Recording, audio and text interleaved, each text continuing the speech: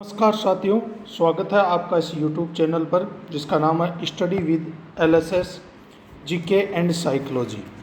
साथियों, हमारी जीके की श्रृंखला में राजस्थान में होने वाले किसान आंदोलन पर अपनी चर्चा चल रही थी, जिसमें बिजोलिया किसान आंदोलन, बूंदी किसान आंदोलन या जो बरड़ का किसान आंदोलन था, बेगू का किसान आंदोलन था, ये अपन पढ़ चुके हैं।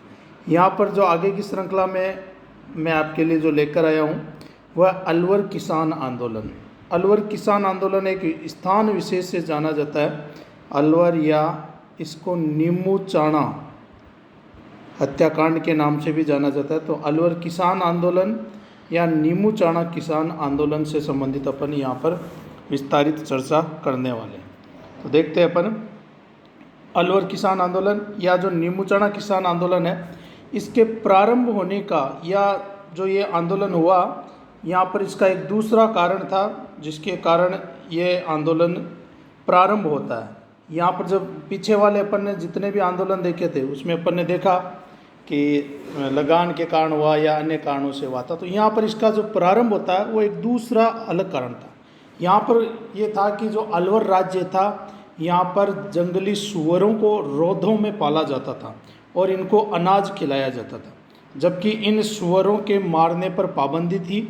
और ये सुअर क्या करते थे कि जो किसानों की खड़ी फसल होती थी उसमें से दौड़ते हुए भागते हुए उन फसलों को ये नष्ट कर देते थे। किसान इनको मार नहीं सकते थे, इसलिए किसानों ने परेशान होकर इन सुअरों के उत्पात से दुखी होकर 1921 ईस्वी में अलवर के किसानों ने आंदोलन शुरू किया।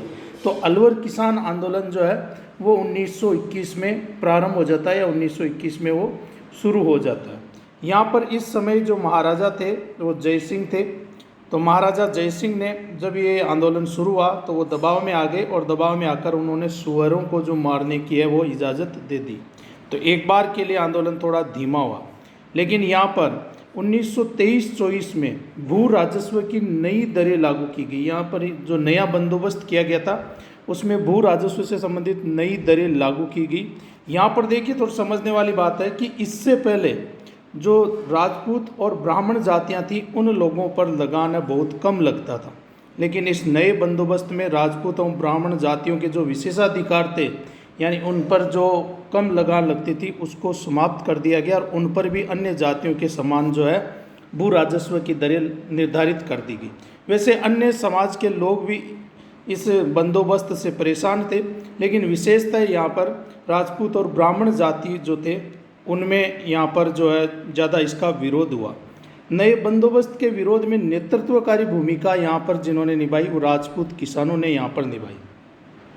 बानसूर और गाजी का थाना के राजपूतों ने इसकी शिकायत जो है यहाँ का जो रेजिडेंट था उससे की, लेकिन उससे कोई प्रभाव नहीं पड़ा। और रेजिडेंट की बात भी है जो उस समय के महाराजा जय सिंह थे, उन्होंने स्वीकार नहीं की और उनको इससे कोई रिलीफ नहीं मिली।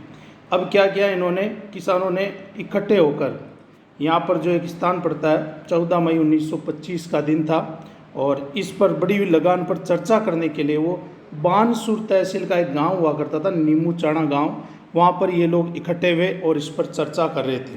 तभी राज्य की सेना यहाँ पर आती है, जिसका नेतृत्व है राज्य की सेना का कमांडर छज्जू सिंह कर रहा था। तो कमांडर छज्जू सिंह ने राज्य के आदेश से किसानों पर जो इकट्ठे हुए थे इनको घेर लिया और उन पर अंधाधुंध गोलियां चलाई गई।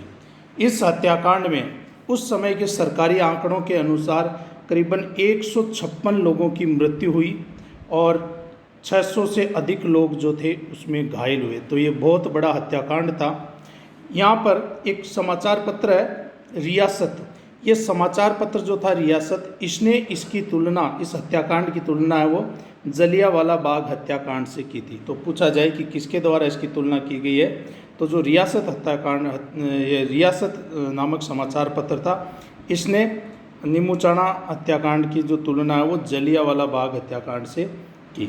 नेक्स्ट में अपन देखते हैं कि महात्मा गांधी ने यहाँ पर जो महात्मा गांधी के द्वारा एक पत्रिका निकाली जा रही है यंग इंडिया, इसमें महात्मा गांधी ने इसे दोहरी डायरसाई या डिरिज्म डबल डिस्टिल्ड की संज्ञा दी और साथ ही साथ इसे जलियांवाला बाग हत्याकांड से भी अधिक विभत्स बताया, या यूं कहे कि उन्होंने इसे राजस्थान का जलियांवाला बाग हत्याकांड भी कहकर इसे संबोधित किया।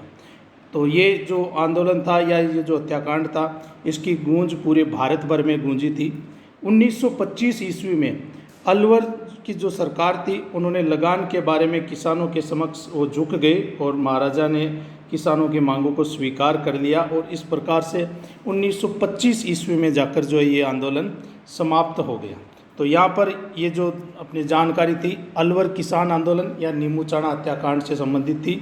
उम्मीद है अगर आपको पसंद आई हो तो आप इस वीडियो को लाइक करें, शेयर करें और सब्सक्राइब करें ताकि आने वाले वीडियो का नोटिफिकेशन भी आपको मिलता रहे। धन्यवाद।